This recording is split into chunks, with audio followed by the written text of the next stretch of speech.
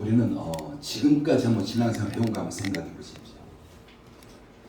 우리는 많은 경우 우리가 성경을 통해서 이렇구나 라고 해서 우리가 그렇게 신앙생활 하는 것보다도 그냥 앞서간 사람들, 우리의 믿음의 선배들, 기존 교회에 있던 사람들, 우리가 그런 사람들이 그냥 이렇게 하는 걸 보면서 우리도 그냥 이렇게 하는가 보다 라고 우리가 그렇게 신앙생활 하는 경우가 참 많습니다. 우리가 예배 순서 하나하나 보더라도 우리가 예배 순서에 대해서 가르침을 받지는 않았잖아요. 그냥 이 시간에 그냥 교회 처음 왔을 때는 그냥 눈 감고 뭔가 그냥 묵상하는가 보다 라고 시작하고요. 우리가 많은 경우가 신앙생활 그렇게 합니다. 그러다 보니까 우리가 왜 이렇게 해야 되는지, 이게 기본적인 게 뭔지 우리 이런 부분은 별로 생각하지 않아요. 오늘도 우리가 성령 충만에 대해서 살펴보기로 원하는데, 성령 충만이 뭘까라는 거죠. 물론 우리 나름대로 다 알고 있을 겁니다. 성령 충만, 우리는 대부분이 뭔가 나타남을 통해서 이게 성령 충만하다고 이야기하고요. 어떤 사람에 대해서 저 사람 성령 충만하다고 할 때 그 사람의 어떤 나타남, 어떤 신앙의 어떤 그런 나타남의 모습들, 우리 이런 걸 보면서 저 사람 성령 충만하다라고 합니다. 근데 성령 충만하다고 했던 그 사람이 어느 한순간에 완전히 무너지는, 신앙이 무너지는 이런 것들도 보게 되는 거죠. 그렇다면 과연 그 모습이 과연 성령 충만의 모습이었을까라는 거죠. 그래서 우리는 신앙에 있어서 전 우리의 대부분의 모든 우리 신앙생활을 가장 기본적인 것들로 우리가 돌아갔으면 좋겠어요. 기본이 우리가 튼튼하면 결국 무너지지 않습니다. 근데 기본이 튼튼하지 않고 뭔가 곧 보여지는 것들이 화려하다면 우리는 그런 모습이 어떤 어려움 가운데서 견디지 못하고 무너질 수밖에 없는 바로 그런 것인데, 우리의 신앙도 동일한 그런 모습인 거죠. 우리는 그동안 사도행전 1장을 우리가 살펴봤습니다. 우리가 큰 줄거리만, 중요한 것만 우리가 1장 간략하게 살펴보면 바로 예수님께서 우리의 죄 때문에 십자가를 지고 십자가상에서 죽으신 거죠. 돌아가신 거죠. 그리고 예수님은 십자가에 매달려 있는 것이 아니라, 무덤에 여전히 묻혀 있는 것이 아니라 사망 권세를 이기시고 부활하셨습니다. 그리고 부활하신 후에 예수님의 제자들에게 부활하신 몸으로 40년 동안, 아니 40일 동안 제자들과 이 땅에서 함께 지내셨습니다. 40일 동안 제자들과 함께 지내신 후에 바로 예수님께서 승천하셨는데, 하나님께로 올라가셨는데, 올라가기 직전에, 승천하기 직전에 이런 말씀하신 거죠. 예루살렘에 떠나지 말고 내게서 들은 바 아버지께서 약속하신 것을 기다리라. 바로 4절 말씀입니다. 그러니까 예수님은 아버지에게 들었어요. 그리고 들은 말씀을 제자들에게 다시 전합니다. 나는 아버지한테 들었는데 아버지께서 너희에게 약속하신 것을 주실 것인데 그것을 기다리라. 지금 예수님께서 제자들에게 그렇게 말씀하신 거죠. 즉 예루살렘에 떠나지 말라. 아버지께서 약속하신 것을 기다리라. 이 두 가지였습니다. 그리고 또 예수님께서 하신 말씀이 있습니다. 바로 사도행전 1장 8절에 바로 이어서 하신 거예요. 약속하신 것을 기다리라. 바로 예루살렘에서. 그리고 하신 말씀이 오직 성령이 너희에게 임하시면 너희가 권능을 받고 예루살렘과 온 유대와 사마리아와 땅끝까지 이르러 내 증인이 되리라 하시니라.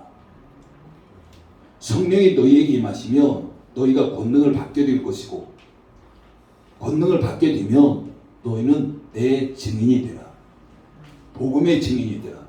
지금 이렇게 말씀하고 있는 거죠. 그리고 나서 예수님은 하나님께로 올라가셨습니다. 이제 오늘 본문에서 드디어 하나님께 약속하신 것, 그 약속하신 때가 된 거예요. 약속하신 시간이 된 겁니다.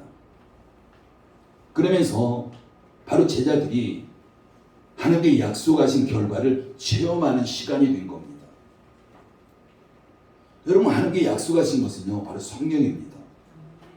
성령을 약속하셨고 하나님 때에 제자들에게 성령을 보내주셨고, 그러면서 너희는 내 증인이 되라.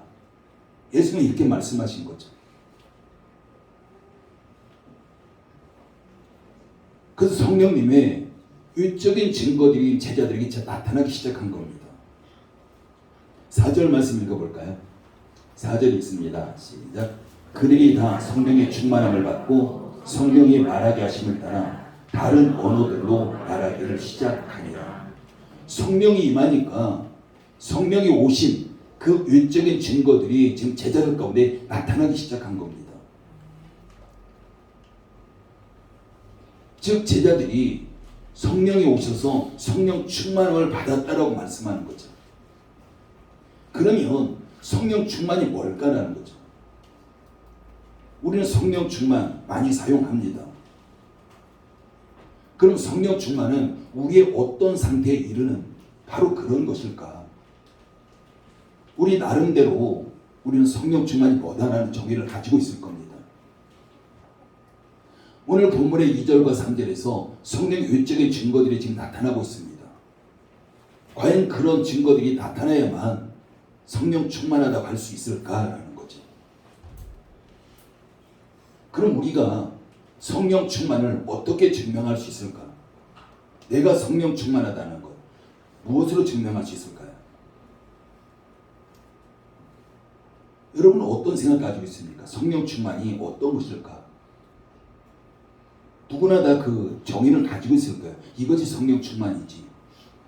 다 누구나 다 그것은 알고 있을 겁니다. 3절 말씀 읽어볼까요? 3절 읽습니다. 시작. 마치 불의 혈처럼 갈라지는 것들이 그들에게 모여 각 사람 위에 하나씩 임하여 있더니, 각 사람 위에 하나씩 임하여 라고 말씀합니다. 성령이 오셨는데 지금 그곳에 120명의 성도들이 모여 있습니다. 그 자리에 성령이 임했습니다. 근데 각각의 사람들에게 성령이 임하고 있는 거죠. 즉 성령 충만이라는 것은 각 사람에게 임하는 성령님의 외적인 활동입니다. 그냥 외적인 활동이라는 것은요, 우리가 알 수 있다는 거예요. 눈에 보여진다는 겁니다. 근데 이 성령 충만은 120명의 사람 모두에게 동일하게 나타나진 않았습니다. 각각 다르게 나타난 거예요. 동일하게 나타났다면 각 사람에게 하나씩 이 말씀을 하시지 않았을 겁니다. 지금 120명의 사람들에게 각각 성령이 다르게 그들 가운데 지금 임하신 겁니다.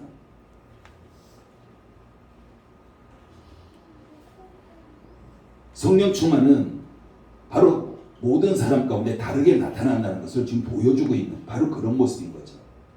우리 첫째는요, 성령 충만은 간절히 사모하는 자에게, 기다리는 자에게 나타났습니다.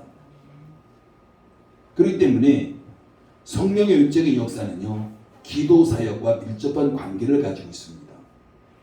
지금 120명의 제자들은 지금 기도하면서 간절히 그 성령을 사모하면서 기다리고 있는 거죠. 두 번째는 성령 충만이라는 것은요, 외적인 증거를 가지고 있다는 겁니다. 2절과 3절 읽어볼까요? 2절 3절 같이 읽습니다. 시작. 고련히 하늘로부터 급하고 강한 바람 같은 소리가 있어 그들이 앉은 온 집에 가득하며 마치 불의 혀처럼 갈라지는 것들이 그들에게 보여 각 사람 위에 하나씩 임하여 있더니, 급하고 강한 바람 같은 소리라고 표현합니다. 그리고 불의 혀처럼 갈라지는 것이라고 표현합니다. 뭔가 지금 보여지는 거예요. 지금 상황 자체가. 다른 말 표현하면 우리 몸에 성령이 임하게 되면, 성령이 충만하게 되면 성령의 임재를 알 수 있는 것들이 있다는 겁니다. 바로 이와 같은 것들은 성령님의 신비한 그런 일이죠. 또한 세 번째는 성령 충만의 외적인 증거들은 개인의 영성, 그리고 복음 증거를 위한 수단이라는 겁니다. 우리의 영성에 따라서 또한 복음 증거를 위해서 성령이 우리에게 임하고 있다는 거죠. 우리가 개인의 영성이라는 것은요, 하나님과 1대1 관계입니다. 하나님과 친밀한 관계죠. 하나님과 친밀한 관계를 위해서 성령 충만이 필요하고, 또한 두 번째는 우리가 복음 증거하기 위해서 성령 충만이 필요하다라고 하는 것을 우리가 알 수가 있습니다. 그래서 오늘 본문에서 방언이라는 것은요, 여기서 다른 언어예요. 오늘 본문에서 나타나고 있는 방언이라는 것은 지금 120명의 사람들에게 성령이 임하자 방언이 터졌고, 그 방언이라는 것은 각각 다른 나라의 언어라고 지금 성경은 표현하고 있습니다. 4절 말씀 읽어볼까요? 4절 읽습니다. 시작. 그들이 다 성령의 충만함을 받고 성령의 말하게 하심을 따라 다른 언어들로 말하기를 시작하니라. 그러니까 뭔가 누군가 알아들을 수 없는 언어로 막 방언을 이야기하는데 그가 다른 언어라는 거죠. 그가 말하고 있는 것이. 그럼 지금 120명의 사람들이 여러 나라의 언어로 지금 막 말을 하는 겁니다. 그게 지금 방언이에요. 지금 제자들은 11명의 제자와 그 나머지 예수님을 가까이 따랐던 사람들, 즉 120명 모두가 방언을 말하기 시작했고, 그들이 밖에 나가서 사람들에게 방언을 말하는 거예요. 그럼 이게 뭘까요? 이게 지금 복음을 증거하고 있는 겁니다. 지금 오순절 날이 이르렀을 때 여러 나라에서 지금 유대인들이, 히브리인들이 예루살렘에 모여 있는 겁니다. 그러면 많은 그 유대인들이 흩어져 가지고 히브리어를 못하는 사람도 많았을 것이고, 각각의 자기들이 살고 있는 그런 지역의 언어를 하고 있는 바로 그런 사람들 많았을 겁니다. 그런데 그들 모두에게 알아들을 수 있도록 각각의 언어들로 지금 말하기 시작한 겁니다. 이게 지금 방언이라고 지금 표현하고 있습니다.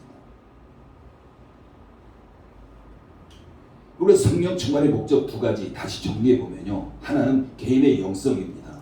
하나님과의 깊은 관계, 친밀한 관계를 위해서 성령 충만이 필요하고, 또 하나는 복음 증거를 위해서 성령 충만이 필요하다라는 것을 우리는 알 수가 있는 거죠.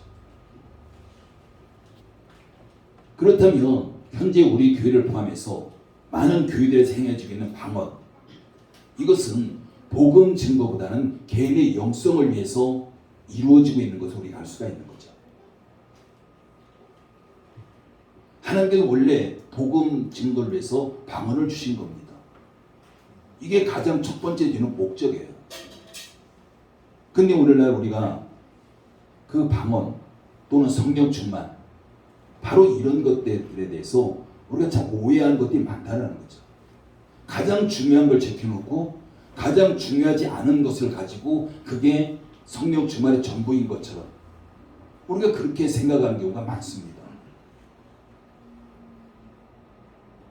하나님께서 방언을 주신 목적, 즉 성령 충만을 주신 목적, 이것은 가장 먼저 첫 번째가 복음 증거입니다. 복음 증거를 내주신 거예요. 그래도 지금 여기에 본문에 다락방에 모여있는 120명의 성도들이 성령 충만을 받자 그들이 밖에 나간 거예요. 사람들에게 나간 겁니다. 그러면서 그들에게 방언을 막 이야기 시작하는 거죠. 다른 말로 표현하면 복음을 막 증거하기 시작하는 겁니다. 이게 오늘 본문에서 말씀하고 있는 방언입니다. 그럼에도 불구하고 그동안 많은 사람들이 성령 충만이라는 것을 복음 증거와 연결시키지 않아요. 많은 경우 자기를 드러내는 것에 연결시킵니다. 내가 이런 사람이라는 거죠. 여러분, 그동안 한국 교회에서 일어났던 일들 한번 보십시오. 때로는 기도원을 세우고, 또한 돈을 받고, 또한 질병을 치유해주고, 이런 쪽에 많이 있었던 걸 보게 됩니다. 우리가 부흥회 같은 데 보면 어떤 강사들은 봉투를 요구하잖아요. 기도하면서, 기도해 주면서.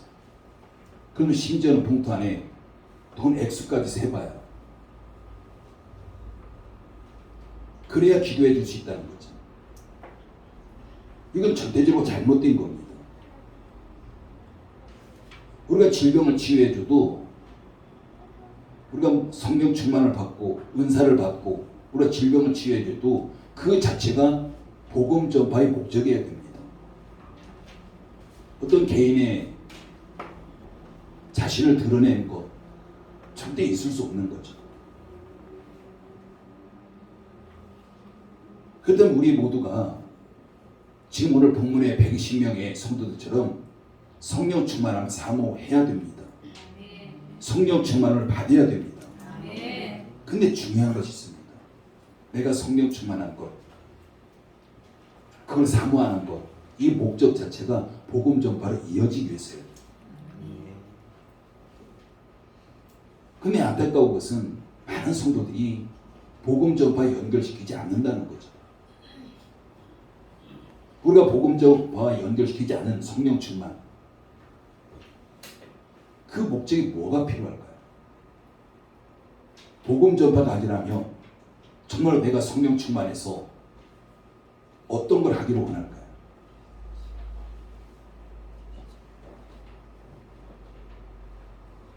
우리는 성령 충만하면은 그냥 외적으로 나타나는, 우리가 그런 것에 몰두하는 경우가 참 많습니다. 그리고 때로는 방언과 성령 충만을 우리가 연결시키는 경우도 참 많아요. 근데 절대적으로 바람직하진 않습니다. 우리 성령 충만에 대해서 몇 가지 오해를 살펴보면, 성령 충만의 증거는 방언이다. 이건 100% 맞는 말은 아닙니다. 성령 충만해서 방언할 수도 있고 하지 못할 수도 있습니다. 두 번째는 특별한 체험을 가져야 성령 충만이다. 이것도 100% 옳지 않습니다. 체험할 수도 있고 하지 못할 수도 있습니다. 그다음 세 번째는 성령 충만을 받는 것과 하나님 앞에 쓰임 받는 것을 동일하게 생각하는 것. 이것도 100% 옳지 않습니다. 그렇지 않을 수도 있는 거죠. 네 번째는 모든 외적인 증거만을 위해서 전념하는 것도 바람직하지 않다는 사실이죠. 여러분, 성령 충만은요, 두 가지로 구분할 수 있습니다. 내적인 증거와 외적인 증거예요.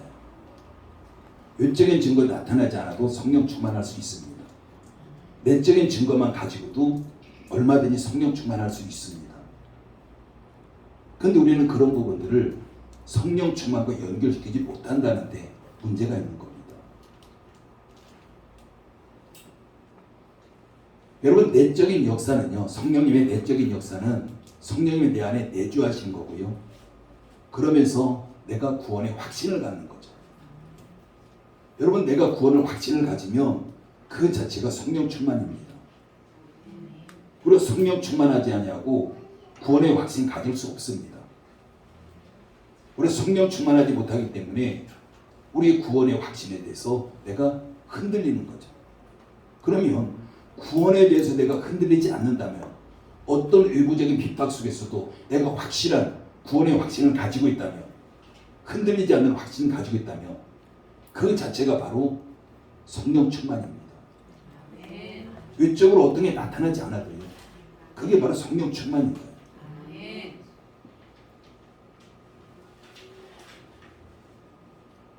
바로 구원의 확신은 외적인 증거와는 전혀 별개라는 거죠.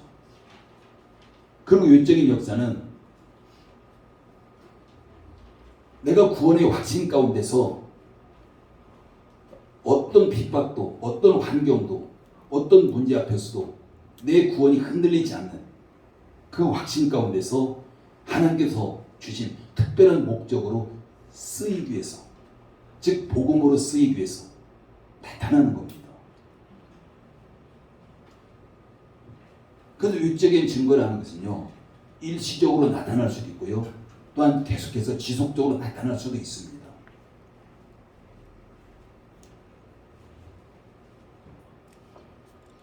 그래도 내가 성령 충만을 받으면 누군가의 질병을 고칠 수도 있어요. 일시적으로 고칠 수도 있고 지속적으로 고칠 수도 있습니다.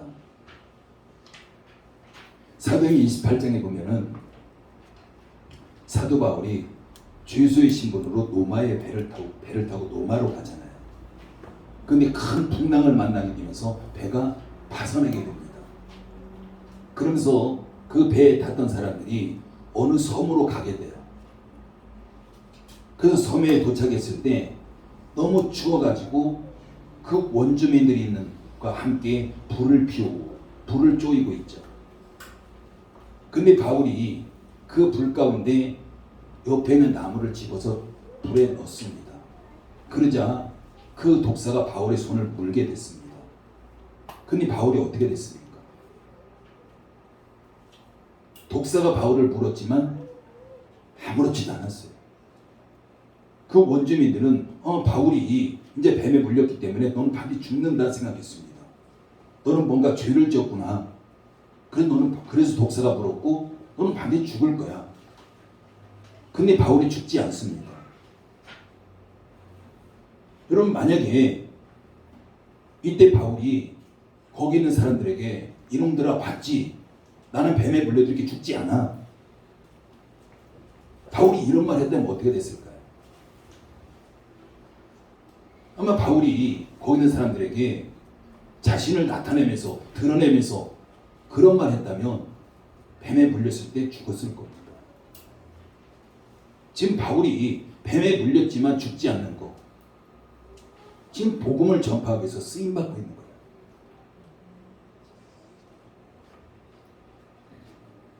여러분, 우리 모두는 반드시 성령 충만해야 됩니다. 그러기 위해서 성령 충만을 사모해야 돼요.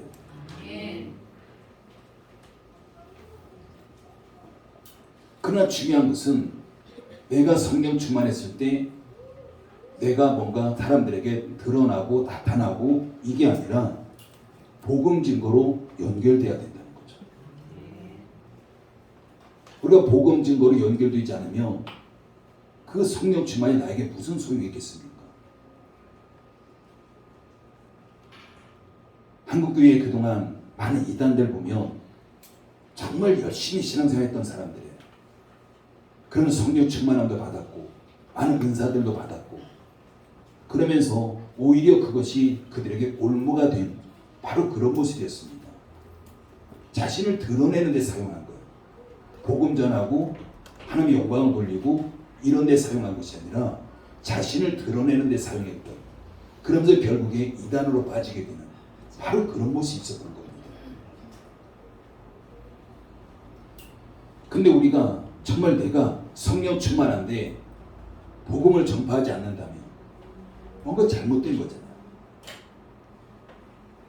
그럼 결국에 복음을 전하는데 연결시키지 않으면 그 성령 충만함이 나에게 올무가 될 수도 있다는 사실입니다. 내가 성령 충만한데 하나님 일에 헌신하지 않는다면 이 또한 잘못된 거예요. 우리가 설교 시작하면서 사도행 1장 잠깐 요약한 거 있잖아요. 다시 한번 생각해 보십시오. 사도행 1장에서 예수님 승천하기 직전에 제자들에게 약속하신 것을 기다리라, 즉 성령을 기다리라고 말씀하셨습니다. 그러면서 또 하신 말씀이 성령이 너에게 임하면이라는 거죠. 너희가 권능을 받게 될 것이고, 즉 성령 충만하게 될 것이고, 그러면 너희는 내 증인이 되어야 된다, 이 말씀이에요. 그러면 지금 예수님이 말씀하고 있는 것은 너희가 성령 충만하면 복음의 증인이 되라, 이 말씀입니다. 그게 가장 큰 목적이에요. 오늘날 우리에게도 마찬가지입니다. 성령 충만해서 정말 내가 구원의 확신 가운데 거하고 구원의 확신 가운데서 복음의 증인이 되는 것, 이게 지금 우리의 성령 충만함의 목적입니다. 여러분, 구원의 확신이 있다면 우리가 복음을 증거할 때 어떤 핍박이 와도요 흔들리지 않아요. 우리가 그럴 때 계속해서 복음을 증거할 수가 있습니다. 근데 내가 구원의 확신이 없는데 복음을 증거한다고 했을 때 보십시오. 어떤 핍박이 와요. 그럼 어떻게 되겠습니까? 그 핍박 앞에서 당연히 물러설 수밖에 없습니다. 내가 구원의 확신이 없기 때문에 내가 이렇게까지 해야 되나라는 거죠.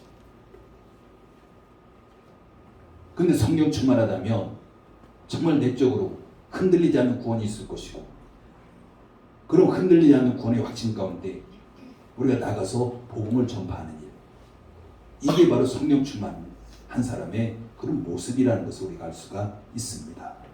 그래서 우리는 성령 충만하면 복음 증거, 이 능력을 빼놓을 수는 없습니다. 이걸 빼놓고서는 성령 충만 설명할 수 없습니다. 우리가 질병의 치유, 우리가 성령 충만해서 누군가를 곧 치유할 수도 있고요. 어떤 일이 잘 되게 할 수 있고 문제 해결할 수도 있고, 그러나 중요한 것은 언제나 그것이 나 중심이 아니라 하나님 중심입니다. 하나님을 드러내는 거예요. 하나님을 드러낼 때 그게 바로 복음 증거입니다. 그럼에도 불구하고 많은 사람들이 성령 충만 이걸 통해서 정말 교만해지게 되고 나를 드러내게 되고, 그러면서 결국에는 그게 올무가 될 수밖에 없고 잘못된 길로 빠질 수밖에 없는 바로 그런 모습입니다. 그렇지만 저와 여러분 모두가 성령 충만을 사모해야 됩니다. 반드시 성령 충만 받으셔야 됩니다. 그러면서 정말 내 안에 구원의 확신이 더 충만하고 흔들리지 않고 그 구원의 확신 가운데서 세상으로 복음을 들고 나가십시오. 그래서 누군가에게 복음을 전하는 저와 여러분들을 예수님의 이름으로 축복합니다. 기도합니다. 아버지 하나님을 감사를 드립니다. 예수님께 성령 충만을 사모하라겠고 사모했던 제자들에게 성령 충만함을 주셨습니다. 그러나 성령 충만함의 목적은 바로 복음 전파였습니다. 오늘 우리 열린목리 성도 한 사람 한 사람에게도 성령을 사모하라 가셨고 그 성령 충만을 주시겠다고 약속하셨습니다. 우리 모든 성도들이 사모하면서 성령 충만을 받아서 구원의 확신 가운데 거하고 그 구원의 확신 가운데서 세상에 나가서 예수 그리스도를 증거하길 원합니다. 아버지 하나님, 열린문교회 성도들이 복음을 증거할 때 하나님의 영광 받아 주시옵소서. 예수님의 이름으로 기도드립니다. 아멘.